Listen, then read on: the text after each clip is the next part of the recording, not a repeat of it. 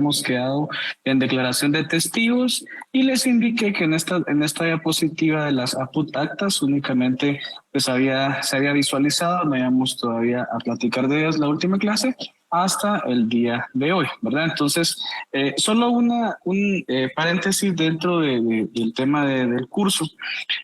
Ya tengo la mayoría de notas de esta sección. Únicamente tengo 3 alumnos que pidieron examen de extraordinario, presentaron su documentación. Uno de ellos, lamentablemente, pues falleció su mamá. Me indicó que en este caso tampoco iba a estar presente el día de hoy, únicamente lo hago el examen porque al parecer pues todavía está en el tema de la misa de sus 9 días, ¿verdad? Entonces, o algo así, ¿verdad? Cosas que están haciendo misas o el resto, algo así. Bueno.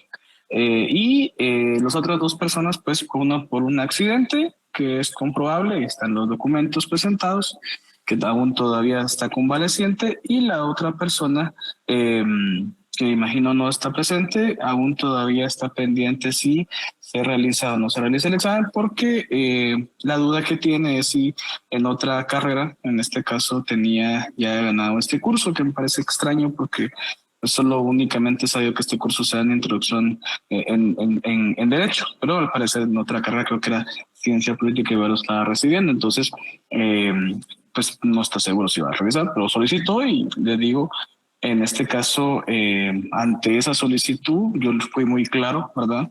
Que no es valedera, ¿verdad? En ese sentido.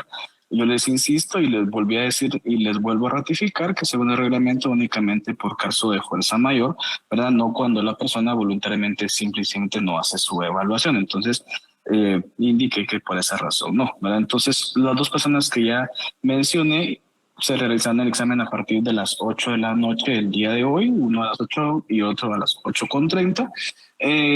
Y luego, en este caso, ya es de tener estas 2 notas, ya empezaré yo a hacerla y prácticamente el orden por número de carnet y de los alumnos. Pero ya lo que sí ya hice, queridos jóvenes, es en este caso sumar las notas que se obtuvieron sin estas 2 notas en realidad. Se examinaron en total, como les había dicho, 103 personas. Con estas 2 personas que te examinan hoy serían 105 de esta sección. Y les digo, en este caso, realmente revisé, la verdad es que si no me equivoco, si no me falla, porque también tengo con el tema de Introducción al Derecho 2, si no me falla la memoria, fueron 7 personas que sacaron 30 puntos. Si no me falla la memoria. Entonces los quiero felicitar, ¿verdad? Cada uno ya cuando se publique la nota tendrá ahí su nota, y el promedio general que me dio el curso fueron 27 puntos, ¿verdad? En este caso. Es entendible, ¿verdad? Es plausible dentro de esa nota que también podamos ver en este caso notas, por ejemplo, las más bajas, como puede obtener de 12 puntos, luego 14 puntos, 18 puntos así, pero como lo mencioné el último día de clases, ¿verdad? En este caso, esas son las notas que prácticamente son los extremos del curso, pero yo insto, ¿verdad? Como lo mencioné la última vez, el tema para mí de la nota es únicamente, he insistido en ese sentido, ¿verdad? Solo para corroborar, ¿verdad? La parte en la cual uno gana o no gana un curso, pero que pueda yo realmente medir al estudiante con una nota cuánto conoce, cuánto puede analizar, cuánto puede interpretar. Yo siempre he sido de la idea que realmente es poco práctico el tema de la nota. Es más, en este caso, ahora modernamente está el tema de las capacidades de las personas, en este caso, ¿verdad? De las competencias, dicen, por ejemplo, en el ámbito educativo. Entonces, insto en este caso, y lo vuelvo a mencionar, si tenemos una nota baja, pues pudo haber sido X o Y motivo que nos afectó ese día. No nos desanimemos, ¿verdad? En este caso no nos desanimemos. Tenemos el segundo parcial, ¿verdad? Para poder recuperar los puntos tal vez dejados de obtener. Y si tenemos una nota, pues arriba pensaría yo unos 25, 26 puntos, tampoco es para confiarnos. Y recordemos, como les digo, están los dos extremos, ¿verdad? En ese sentido, eh, hay que seguir adelante, tanto para quien tenga una nota baja, seguir adelante, poner su mayor esfuerzo para el segundo parcial, quien tenga una nota pues relativamente alta, no confiarse y seguir adelante en ese sentido para obtener los puntos necesarios para nuestra zona mínima y sobre todo pues para ganar este curso ya con la nota obtenida en el examen final, ¿verdad? Entonces, yo examino a estas dos personas, creería yo que me voy a dilatar al menos hasta las 9 de la noche examinándolos a ellos. Luego de eso ya hago en este caso, el orden por número de carnet. Y yo les soy bien sincero, o sea, yo esperaba examinar el día de ayer, pero a estas dos personas, pero no pude. El día de hoy, en este caso, examiné a la otra sección de introducción al derecho 2 que tengo. El día de hoy tengo de romano y luego también tengo introducción al derecho 2 en la otra sección. Entonces, les soy bien sincero. Promesa de notas mañana por la noche, ¿verdad? Yo termino de ordenar, de hacer el examen el día de hoy. Pienso que tipo 9 de la noche me ocupo de la L y después me voy a la otra sección de introducción al derecho. Y les soy bien sincero, no creería que me dé tiempo de subir la nota para hacerla oficial, ¿verdad? Si puedo, les prometo, si puedo, lo haría aunque sea antes de las 12 de la noche, ¿verdad? Ya después de esa hora ya no revisan porque ya eso es de nuevo costa, ¿verdad? Entonces, si puedo, lo hago antes de las 12 y si no, pues en este caso me pongo mañana no tengo mayor actividad en la oficina, entonces me pondría a hacerlo en la mañana y tipo mediodía pensaría yo que ya estaría listo para subir las notas. 1 de la tarde, 2 de la tarde están subidas, publicadas, pienso yo, a partir de las 3 de la tarde. Pero voy a hacer todo lo posible, ¿verdad? Porque a fin de cuentas fue un compromiso de tenerlas al menos aunque sea a medianoche hoy, ¿verdad? Si no puedo, pues revisen mañana después de las 2 de la tarde, ya estarían publicadas, ¿verdad? Pero insisto, una felicitación a todos. La nota realmente no es una nota, un promedio bajo, soy bien sincero, no es un promedio bajo, pero también, insisto, ¿verdad? En este caso andan por ese rango, toda la mayoría de compañeros. Y la nota, insisto, la nota más baja que revisé fueron 12 puntos, ¿verdad? Pero si no recuerdo, fueron como 3 personas o 2 personas la de ese punteo. Y después 14, 18 y así en adelante, ¿no? Bueno, el tema de las llamadas actas. Vamos a empezar con temas, en este caso, ya de documentos escritos. Yo siempre se los he dicho y es más sencillo, por ejemplo, poder analizar el derecho desde lo que ya se creó y que quedó consignado en un documento. Recordemos que de dónde proviene ese tronco generador. Lo podemos ver en Introducción al Derecho 1, del tema de documentos. ¿Qué tipo de documentos hay en el ámbito dentro de la sociedad? Pues hay documentos privados y documentos públicos. Documento privado puede ser cualquier documento, ¿verdad? Que como sujetos de derecho, que como personas individuales podemos realizar, en las cuales puede este documento generar consecuencias jurídicas o no. También en este caso hay documentos públicos que evidentemente son generados por quien tenga autoridad para realizarlos y que pueden ser verificados por cualquier persona. En ese sentido, ¿a qué me refiero?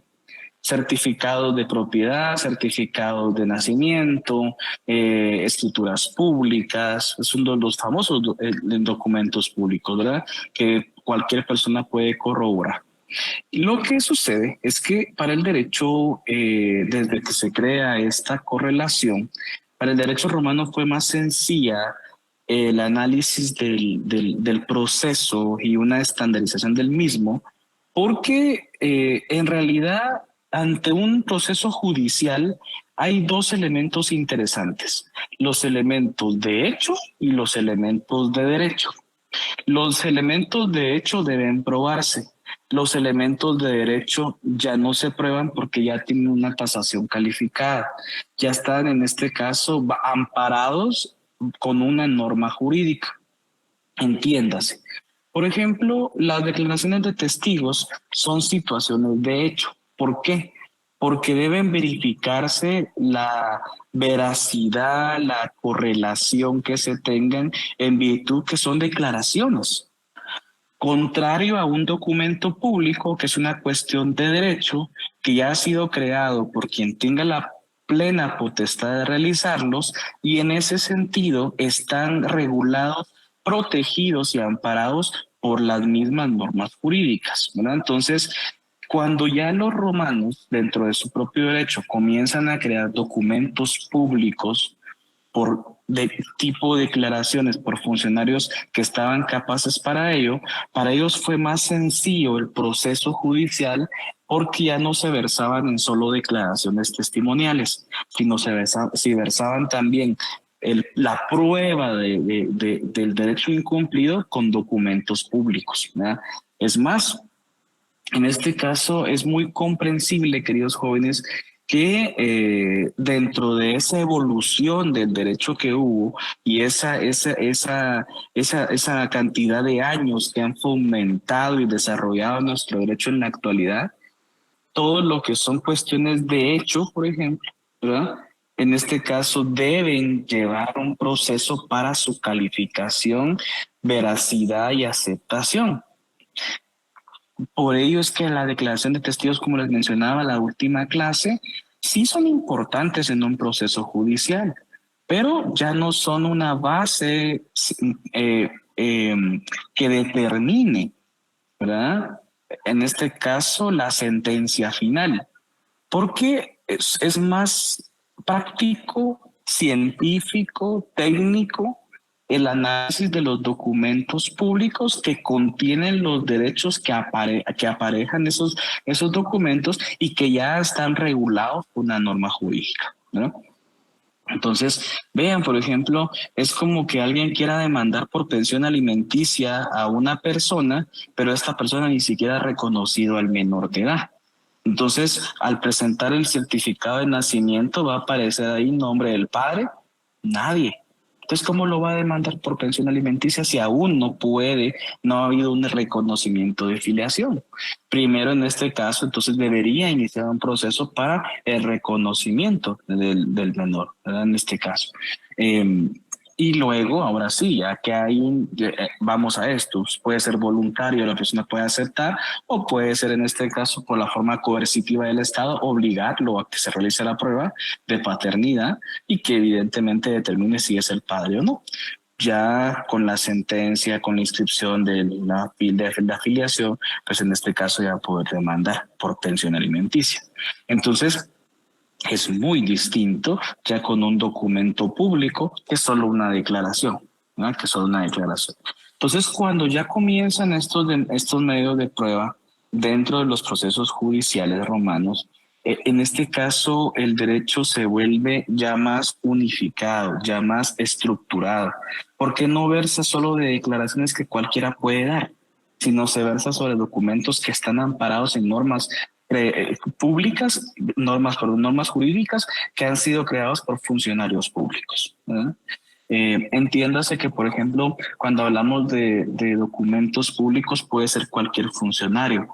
Ustedes mismos, esa es la formación que llevan, queridos jóvenes, como notarios y abogados. Dentro de algunos años, ustedes ya estarán graduados, serán notarios y tendrán la capacidad de funcionario público de autenticar y dar fe y plena legalidad a documentos que tengan esa certeza jurídica, que tengan esa fe pública. Entonces, al final de cuentas, nosotros venimos siendo esa calidad, esa calificación, damos esa certeza jurídica a ese documento como tal. ¿Dudas? Ok, continúo. Dentro de otro documento también, y miren, este es interesante, el tema de la inspección judicial, esta aún se realiza, ¿verdad? En este caso, es esa actividad del juez donde por solicitud o por iniciativa, en este caso oficiosa, se traslada al lugar del suceso, del hecho, para la obtención de pruebas. Vamos a esto. En realidad ahora es muy poco, soy bien sincero, a pesar de que aún así es un medio de prueba, es muy poco la utilización de este medio de prueba. Es más, muchos de los jueces lo dan sin lugar, no lo aceptan en virtud de la carga judicial que hay en su judicatura y que ir a hacer una inspección judicial en ese sentido se pierde al menos un día de trabajo en la judicatura. Solo cuando son casos muy especiales, ¿verdad? Se pueden realizar. Esto no quiero que se confundan, es muy distinto a, en este caso, la exhibición personal. No es lo mismo. La exhibición personal, recuérdense que en este caso es una garantía constitucional en la cual un juez ante la solicitud de que una persona está posiblemente siendo sujeta de una detención ilegal, de un vejamen, de ciertas situaciones que pongan en riesgo su libertad y su vida, debe acudir al lugar donde se indica que está para verificar su estado de salud, su situación como tal. Es muy distinto, no es lo mismo. Aparte es la inspección judicial como medio de prueba. Quiero decirles, y hago esta aclaración para que no haya esa confusión, porque si van a decir, bueno, y que los jueces cuando van, esa es una exhibición personal, no, es totalmente distinto. Pero aún todavía en casos muy especiales, casos de alto impacto, les dicen algunos, todavía se pueden encontrar realizados estas inspecciones judiciales. Si ustedes no recordarán, por ejemplo, hace algunos años, todavía estaba la época de Jimmy Morales, y que derivado de todo esto es que la señora que era fiscal general Tel Maldana está en el exilio en este momento, porque pues fue acusada, ¿verdad?, de la malversación de fondos sobre la compra de un edificio para el Ministerio Público ubicado ahí en la zona 4. Es más, el juez en ese momento acudió a realizar la inspección judicial, ¿verdad? Interesante los casos porque a fin de cuentas, conforme se van determinando y conforme va avanzando la investigación, hay ocasiones en las cuales las situaciones no son tanto jurídicas sino políticas, ¿verdad? Pero bueno, que continúa la investigación y aún así la señora Tel Maldana pues continúa con su presunción de inocencia. Lo mismo, por ejemplo, hasta el momento no me he enterado de que, pues, de la investigación que se realiza por el libramiento de Chimaltenango, ¿verdad?, aún haya acudido algún juez a realizar, ¿verdad?, en este caso, esa obtención de pruebas. Pero vamos a esto, recordemos que ahora, por ejemplo, en el ámbito penal, el ente encargado de la verificación, obtención de pruebas, es el Ministerio Público, las cuales son presentadas ante el juez, ¿verdad? Entonces, sí puede haber una inspección judicial, ¿verdad? Pero recordemos que no es que de 10 casos, los 10 en este caso, se den las inspecciones judiciales. Realmente, yo les digo, por ejemplo, hace algunos años, bueno, ya varios años, cuando yo acabé de graduarme, me ofrecieron una oficina con el hermano de mi mejor amigo, de Javier Aguilar, que en paz descanse, y pues ahí comencé yo mi ejercicio profesional. El hermano de Javier, estaba también es abogado, y el papá de ellos era, en este caso, pues ahí sí que yo le digo mi maestro también, un abogado de alta investidura, fue magistrado del Tribunal Supremo Electoral, y pues era la oficina de él. Él tenía 4 oficinas adicionales, una para cada uno de sus hijos y tenía una libre. Y ahí fue donde me ofrecieron comenzar a trabajar y ahí comencé a trabajar en ese bufete. El papá de ellos llevaba ya un proceso de desahucio de un señor en la zona 2, porque la casa ya estaba totalmente, en primer lugar, se estaba derrumbando porque donde se encontraba la Conred había declarado de zona de alto riesgo, ¿verdad?, zona roja. No por el hecho, aparte de la violencia, no por ello, sino porque estaban cerca del barranco. Entonces, la casa tenía que ser desocupada, estaba alquilada y la casa tenía que ser derrumbada en ese sentido. Entonces, pues, hay un proceso del desahucio porque el inquilino no se quería ir de la casa. La propietaria vivía en los Estados Unidos. Imagínense ustedes, se inició el proceso, lo empezó el papá de Javier, lo continuamos nosotros con el hermano de Javier, Y todavía yo me fui a la oficina y en este caso habíamos solicitado en 3 oportunidades la inspección judicial y en ninguna, en este caso, nos dieron con lugar para que el juez fuera a verificar el estado de la situación, para que más que todo para que hiciera más rápido el proceso y emitiera rápido la sentencia de desahucio. Entonces, les digo, hay ocasiones en las cuales es sumamente difícil el tema de la inspección judicial. Yo realmente les digo ya ese tema de esa medio de prueba realmente es muy raro que la solicite, porque yo sé que posiblemente la solicite y no me la van a dar con lugar, ¿verdad? Bueno, continúo. Y el tema de las presunciones, ¿verdad? Lo que sucede es que inicialmente se tiene conocimiento sobre la prueba de un hecho y conforme se va averiguando ese hecho, puede ser que se vaya deduciendo algo desconocido, ¿verdad? O sea, entonces lo que se presume puede ocurrir, de ellas presunciones. Se tiene algo cierto, ¿verdad? Y conforme la averiguación se va conociendo algo desconocido, ¿verdad? Esto es muy interesante porque en todo derecho puede ocurrir, pero se da más en el área del derecho penal, ¿verdad? En este caso, de las averiguaciones que se realicen y determinar en este caso la culpabilidad o inculpabilidad de los diferentes sindicados.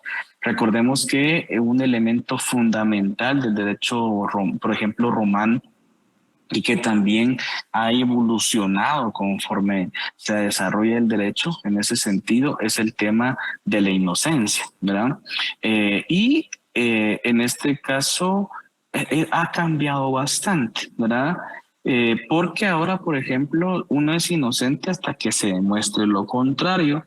Inicialmente uno era culpable hasta que demuestre su inocencia. Vean la diferencia. En la actualidad, en este caso, miren, por ejemplo, interesante lo del día de ayer, ¿verdad? Con el juicio de Otto Pérez Molina, ¿verdad? En el cual ya ha aceptado, ¿verdad? En este caso, ¿verdad? La culpabilidad en 3 delitos, ¿verdad? En ese sentido. Ahora sí, en ese sentido, yo siempre he dicho desde el momento de 2015 que comenzó todo este problema, él tiene la presunción de inocencia, ¿verdad? Mantiene su presunción de inocencia. Se solicita en este caso, ¿verdad? En un proceso, la aceptación de cargos se acepta, ¿verdad? Evidentemente para bajar un poco la cantidad de años de prisión.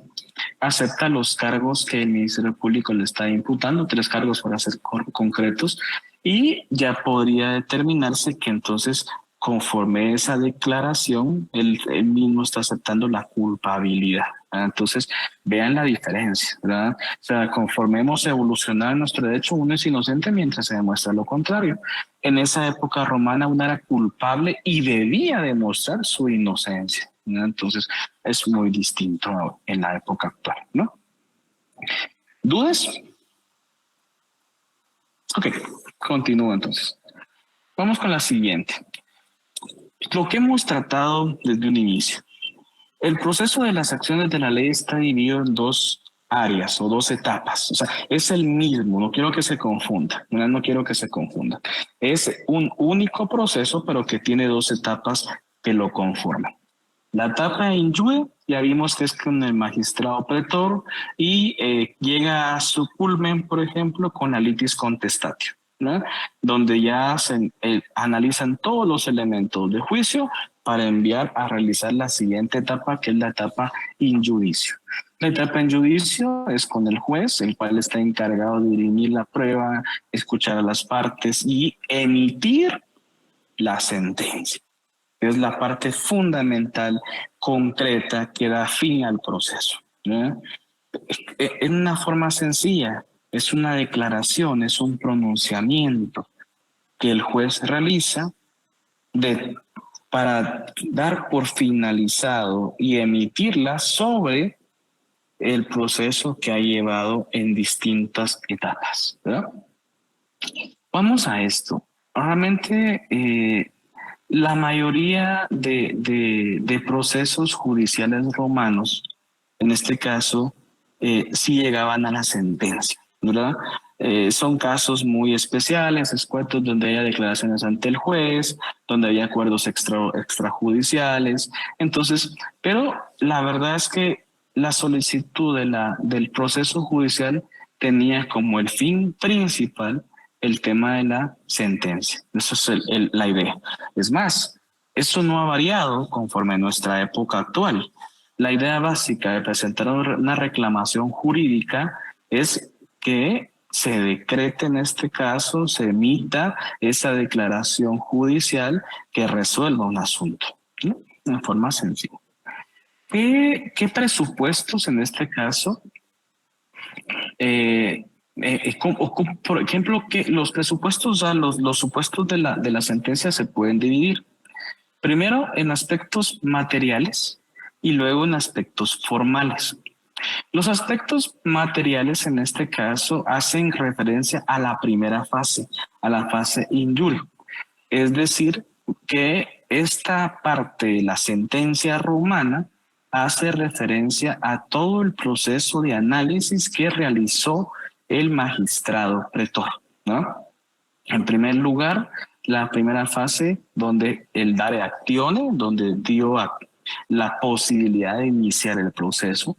Luego, donde en este caso comienza a realizar el tema de la litis contestatio, donde unifica la reclamación o el derecho incumplido, donde unifica al actor con el demandado, donde determina cuáles son los medios de prueba y en ese sentido también unifica y determina el juez que llevará a cabo el proceso, la fecha que iniciará el mismo, y en resumidas palabras, el resumen de la litis contestatatia. O sea, el aspecto de la sentencia hace referencia a esa parte inicial, a esa parte fundamental de la cual sin ella no podía seguir la siguiente fase, que es la fase en juicio.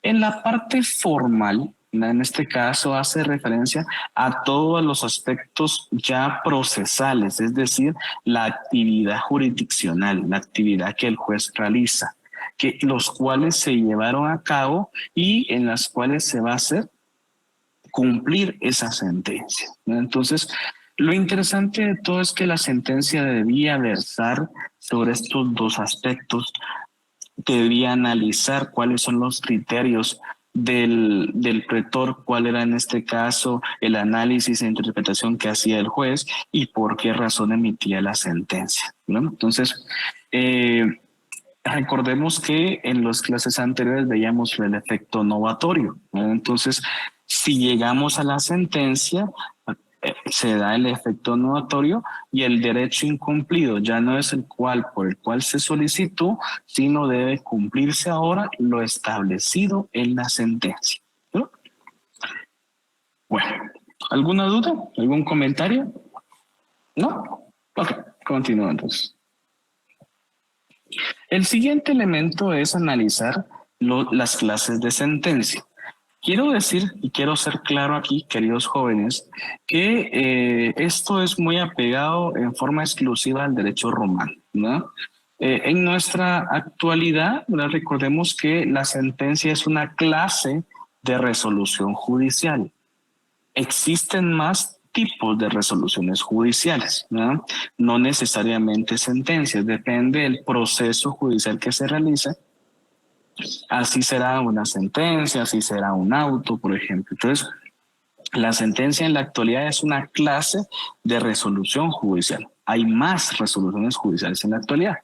En la época romana, en este caso, solo había, o sea, no había desarrollado el derecho a la etapa que nosotros encontramos, sino solo había el proceso de esas clases, solo había una sentencia y resolvían en este caso, ¿verdad? El aspecto de fondo. Las clases, por ejemplo, simples, estas hacían referencia al estatus de las personas. Las clases absolutas podían también, en este caso, absolutorias y condenatorias. Recordemos que podía, en este caso, determinarse la culpabilidad o inculpabilidad de la persona. Depende el proceso y depende las pruebas sometidas en ese sentido.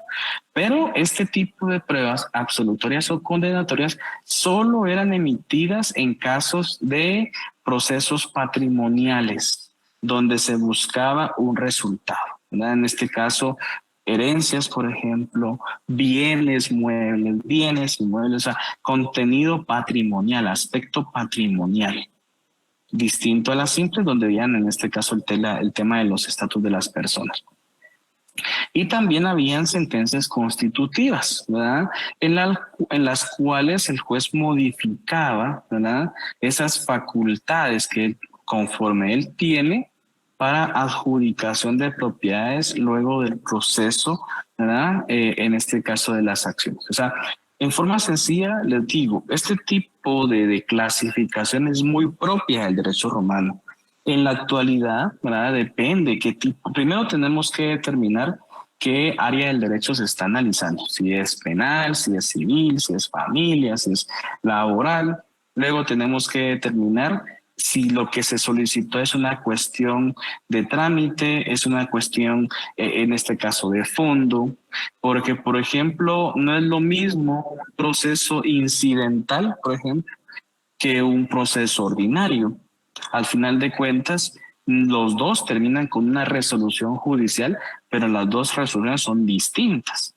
Uno viene siendo una sentencia para el proceso ordinario y en el proceso incidental un auto, ¿verdad? Entonces, las dos vienen siendo resoluciones judiciales, pero eh, ya no es únicamente el tema de la sentencia, ¿verdad? El tema de la sentencia son procesos ya más formales, no cuestiones accesorias. En el derecho romano no había esa clasificación, no había esa posibilidad de análisis, sino que simple y sencillamente su proceso terminaba con la sentencia y se acabó, ¿verdad? No había eso, bueno, el tema de analizar resoluciones judiciales, que está fuera de un proceso, que está fuera de otro, que hubiera una sentencia, que hubiera un auto, etcétera, etcétera, etcétera. Entonces, todas se resolvían con una sentencia. En la actualidad, ustedes por eso les digo, hay temas que siento que son importantes, fundamentales, que uno debe tener mucha atención cuando analiza esos temas.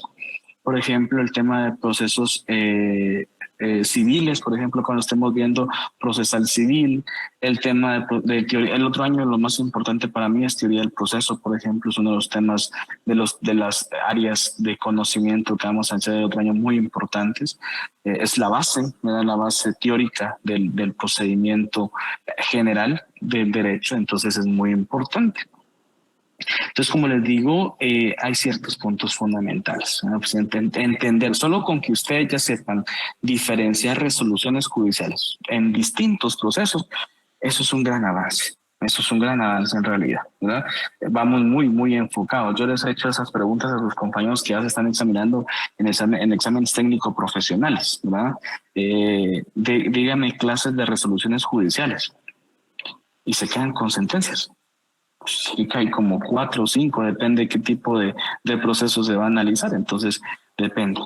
Insisto que son puntos fundamentales.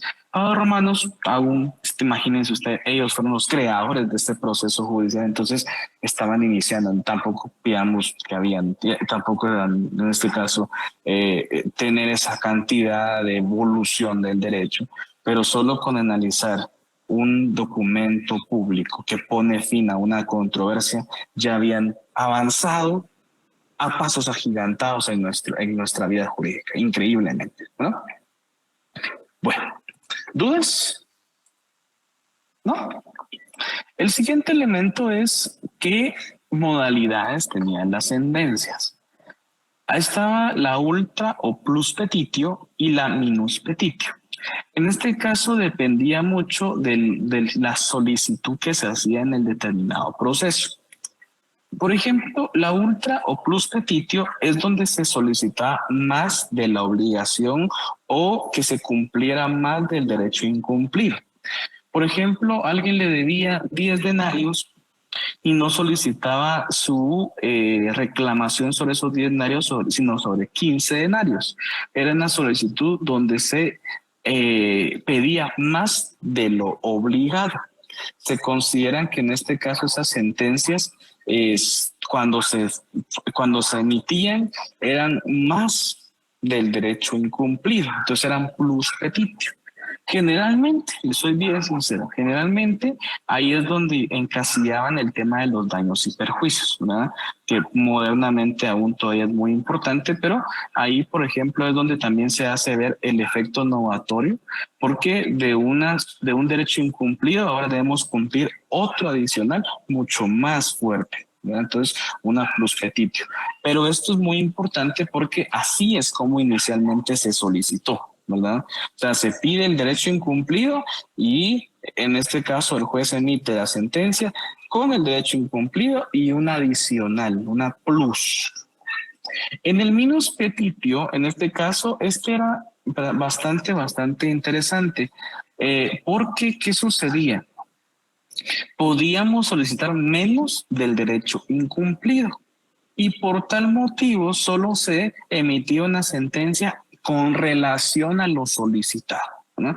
Imagínense que eran 10 denarios y la persona solicitaba la reclamación de 5, ¿verdad? Se emitió una sentencia sobre lo que él había pedido.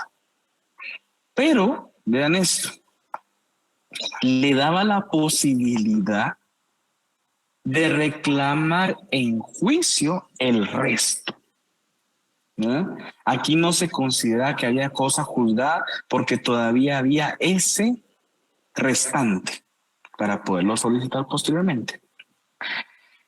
Ahora bien, vean lo interesante de este tipo de resoluciones, bueno, de sentencias, no son, a fin de cuentas no podemos hablar de una resolución, a fin sí era una resolución judicial, pero en la actualidad hay muchas más, entonces hablamos solo de una sentencia. Lo interesante es que, por ejemplo, imagínense ustedes el tema de las pensiones alimenticias, ¿verdad? Yo he sido siempre sobre eso, hay que tener mucha precaución, ¿verdad? Mucho cuidado. Si tenemos una pensión alimenticia ya fijada, pagarla, ser responsables. ¿Por qué? Porque imagínense, nos atrasamos 2 años, por ejemplo. Viene con todo el derecho la persona que está encargada del menor de edad, ¿me entiendas? En Guatemala, en gran medida, los casos, la madre, y reclama en un juicio eh, ejecutivo, ¿verdad? Lo adeudado por parte del padre por pensión alimenticia. Bueno, supongamos que eran 50,000 quetzales por año, está reclamando 100,000 quetzales. Vamos a hacerlo por años para que me entiendan. 2020 no le pagó al niño, 2 completo. 2021 no le pagó al niño. En el 2022, enero de 2022, ella reclama los 100,000 quetzales o sea, 50,000 de caños, en total un proceso ejecutivo por 100,000. El proceso judicial se va a llevar desde enero 2022 y hay sentencia en enero 2023, un año. En esa sentencia se le sentencia a pagar los 100,000 quetzales. ¿Qué pasó con el 2023? El hombre se hizo el loco también y tampoco lo pidió. Entonces, en febrero del 2023, la señora, luego de obtener ya una sentencia, demanda nuevamente en proceso ejecutivo al señor por los 100,000 del 2023. ¿No? Ahora bien, vean lo interesante. Este proceso posiblemente se lleva todo el año. Digamos que ya hay sentencia ahorita en septiembre. Emiten sentencia y entonces el señor, eh, como no le pagó en el 2022 en enero, ¿verdad? Perdón, en diciembre del 2023, perdón, enero 2023, los 100,000 que debía del 2020 y 2021, ya insiste un proceso, una certificación de lo conducente por el delito de negación de pensión alimenticia. Bueno, en el 2023 reclama lo del 2022, emiten sentencia ahorita en septiembre de los 2022 y hay de otros que por diciéndoles 150,000 quetzales. Otra sentencia y como no paga, otra certificación de lo conducente. En la primera oportunidad lo habrán detenido tal vez en, ¿qué les digo? En febrero o marzo de este año, ¿verdad? Y ante el juez, en este caso, su abogado manifiesta que no hay un delito de negación de pensión alimenticia, sino un atraso, y con un garante, con un fiador, pues se libera de la prisión. Septiembre de 2023 se emiten sentencia nuevamente por lo que debe el 2022. Ahora bien, y certifican lo conducente al MP para que investigue. El MP no va a investigar nada, olvídate. Una certificación de lo consciente no investiga nada, solo presentan la acción. Perdón, la denuncia. Bueno, en este caso el acto llega ante juez competente, agarran al cristiano y ahora ya no puede evitarse estar en la cárcel. ¿Por qué? Porque ya en una oportunidad, ¿verdad? Ya se siguió un proceso por negación de pensión alimenticia, delito. Y otro nuevo delito, entonces lo hace en este caso recurrente, un delito recurrente. Ahora no hay, ¿verdad?, una medida sustitutiva. Prisión es lo que le queda, ¿verdad?, como tal. Entonces, vean lo interesante de este tema de modalidades, de las modalidades de resoluciones como tal. Porque aquí no estamos pidiendo en este caso, ¿verdad? No estamos pidiendo menos de lo que estamos reclamando. La señora en el 2022 reclamó lo que le correspondía el 2020 y 2021. Pero como el señor no pagó tampoco en el 2022, en el 2023 vuelve a reclamar lo que le compete del 2022. Y les digo, miren jóvenes, que soy bien sincero con ustedes. En gran medida, esto es lo que no comprende la gente, ¿no? Un proceso, por ejemplo, cuando se compromete una pensión alimenticia, cúmplala, páguela. Porque si no, tarde o temprano, ¿verdad?, ese atraso realmente es como los alquileres. Es como los alquileres. El que se atrasa es muy raro que se ponga al día, ¿no? Entonces vean hasta dónde ha evolucionado nuestro derecho de la creación magnífica que hicieron los romanos con esas modalidades de sus procesos judiciales y sobre todo con el tema de la sentencia. ¿Verdad? ¿Dudas? Ok, continúo. Sí. Abraham, gusto en saludarle. Buenas noches. Buenas noches, licenciado. Estaba escuchando ahí, pues, con respecto a lo que estaba explicando, y ahora me surge a mí una duda. Eso es en el caso de pensión alimenticia. Sí. En el caso de, por ejemplo, de mandar hacia una, llamémosle empresa, si en el caso de que la empresa se llegue a atrasar un año, ¿se puede volver a poner una demanda sobre esa misma empresa para que vuelva a resurgir el proceso? ¿O se tiene que esperar hasta que sucede? ¿De qué se atrasó? ¿Pago por ejemplo, de una indemnización, un ejemplo? Ok, vamos a esto.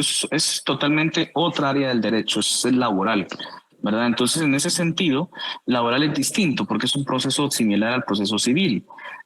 Por ejemplo, el pago de prestaciones es un proceso ordinario. Se emite la sentencia en primera instancia, por ejemplo, no está de acuerdo, por ejemplo, la empresa de pagarle al trabajador y en este caso apela a esa sentencia se va a una sala de laboral y lo que ocurre es que puede verificarse la sentencia y se da con lugar o sin lugar, en este caso la misma, ¿verdad?, ratificándola o no. Supongamos que la ratifica. Ahí en este caso ya hay cosa juzgada, en ese momento ya hay cosa juzgada.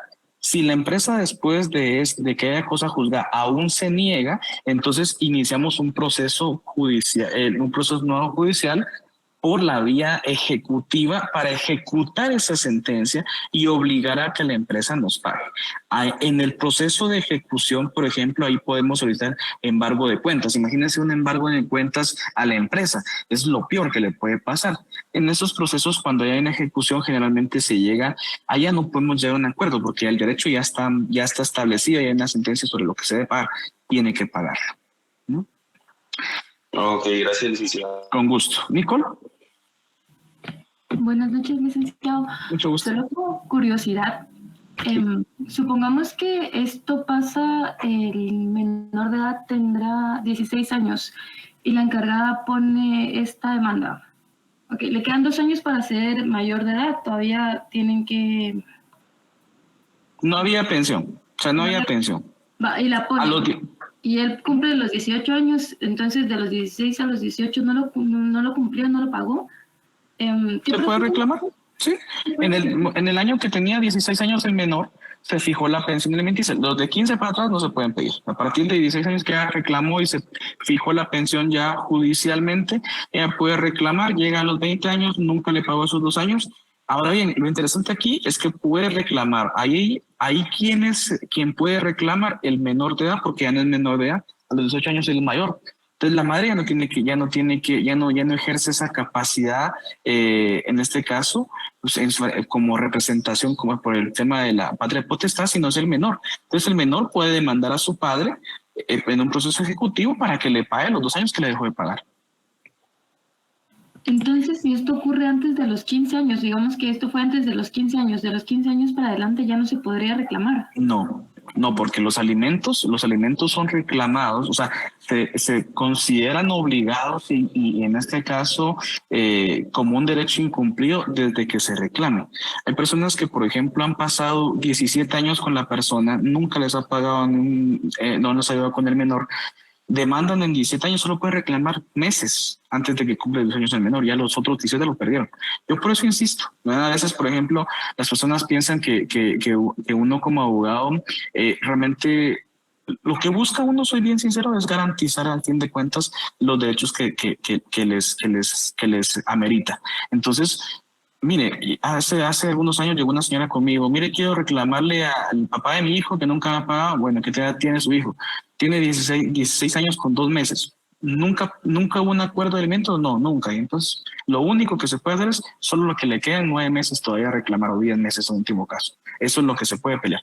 Y lo de anterior, ya lo peleó. O sea, no reclamó. O sea, no lo necesitaba, pues. Aunque nunca le pagó, sí. Pero entonces, insisto, y les digo esto fácil y claro. Si no les está pasando pensión alimenticia para el menor, demándenlo en pensión alimenticia, ya que quede fijada. Si no les sigue pagando, demándenlo en ejecutivo. No les paga, va a terminar en algún momento en prisión o les va a terminar pagando. Tan sencillo. Evelyn, buenas noches. Buenas noches, licenciado. Perdone, yo solo pongo una consulta. Sí. Licenciado, perdón. Fíjese que póngale que si yo tengo un caso, pero ya lo llevé por la vía de apremio, ya ahorita se llevó otra vez por la vía ejecutiva y ahorita nuevamente por la vía de apremio, pero en ninguna, o sea, lo rechazan siempre. ¿Hay otra forma o solo por esas vías? Habría, o sea, si por ejemplo ya hay una pensión alimenticia fijada que es impagada, se debe hacer como usted bien lo hizo en el tema de la vía de premio. Habría que ver por qué los están rechazando. Recordemos que la prueba documental por reina, y se podría decir, por lo más importante es la certificación de la sentencia del juzgado que emitió la pensión alimenticia. Ahí se puede verificar el impago. Y ahora bien, recordemos que puede ser que, por ejemplo, en el caso de cuando se vuelve ejecutivo, la persona demuestre que sí pagó, ¿verdad? O sea, tenga las constancias que se demuestre que sí pagó. Entonces, por eso emiten una sentencia absolutoria porque está reclamando algo que ya cumplieron, ¿no? Por ejemplo, tendría que ver el caso muy específico, ¿verdad? ¿Por qué razón lo niegan? Bueno, vean compañeros, son las -10, la hora que normalmente tenemos que, en este caso, terminar. Con todo gusto a los que han hecho las preguntas. Y les vuelvo a indicar, tal vez los que entraron un poco tarde, si me da tiempo, queridos jóvenes, aunque sea tipo 11:30, 12, hoy subo notas. Si quieren desvelar, tal vez esperen estas horas. Luego de esa hora sí, les diría mentirles de subir la nota, ¿verdad? Insisto, ahorita a las 8 de la noche me reúno con 2 compañeros que han hecho el examen extraordinario. Y si no, mañana tipo 2 de la tarde ya están subidas sus notas, queridos jóvenes, ¿verdad? Un abrazo, un saludo a todos, que estén muy bien. Nos vemos. Feliz noche, gracias por todo. Igualmente, buenas noches, muchachos. Buenas noches. Feliz noche. Buenas noches, Igualmente a todos. Buenas noches, muchachos. Igualmente, buenas noches. Igualmente, un abrazo, bueno.